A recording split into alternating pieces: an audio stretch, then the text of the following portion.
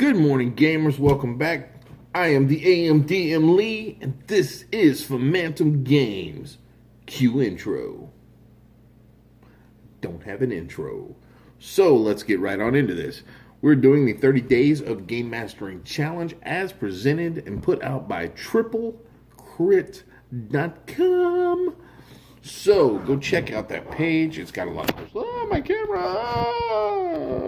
Okie. It's got a lot of cool stuff on it. Lots and lots of cool things. I found it while looking for challenges. So, boom. You'll never know what you can find.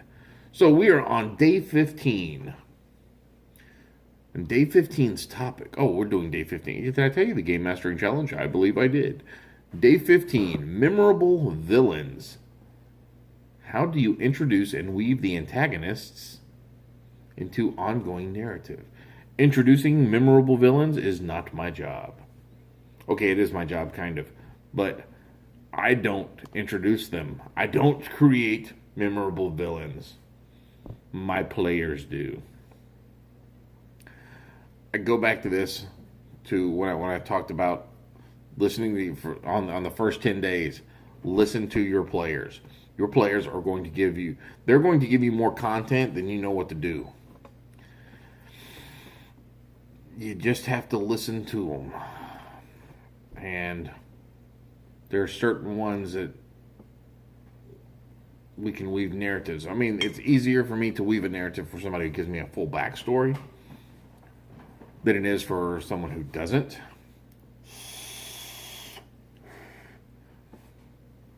But the players create the villains. My favorite example of somebody who could have been an easily created villain,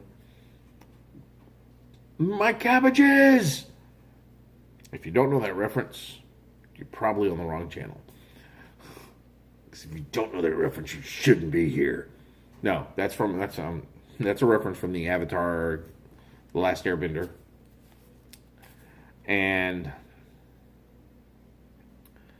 this poor bastard keeps, like, almost every episode somebody destroys his cabbages.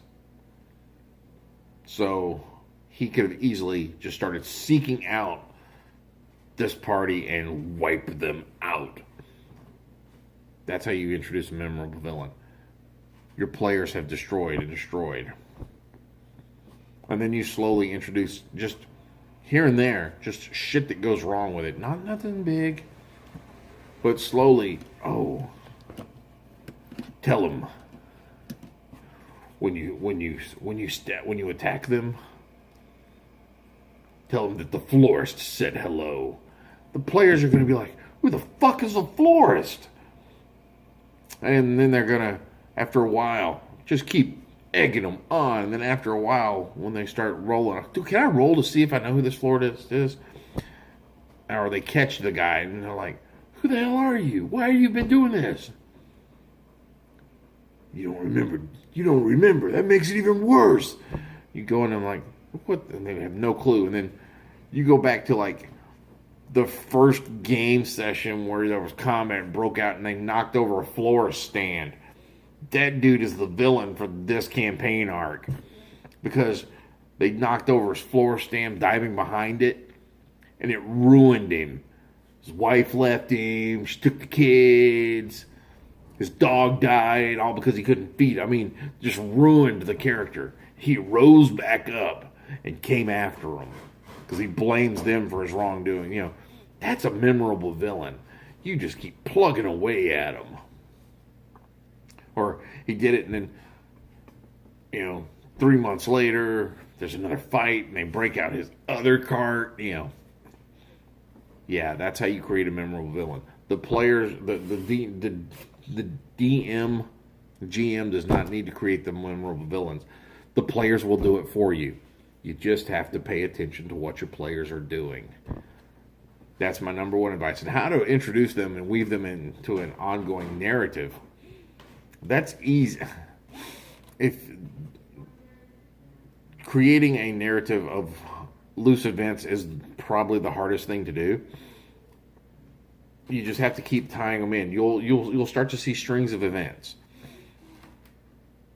it gets easier the longer you do it. So you just tie it in. So, okay, this bad guy, you running a module, that's fine. So they get to it, and there just happens to be a note.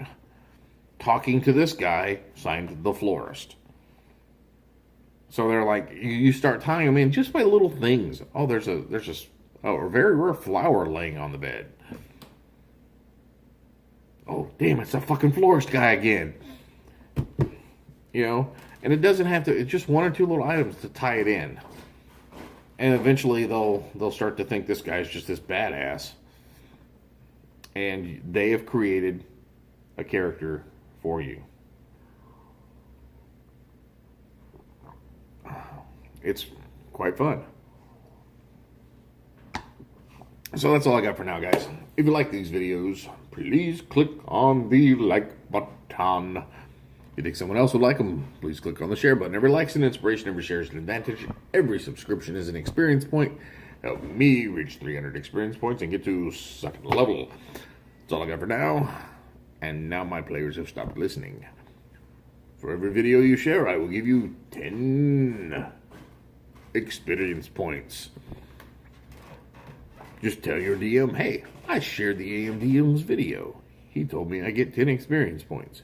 And your DM will happily give you 10 experience points. If you're lucky. But, yeah, if you share it, I authorize the experience.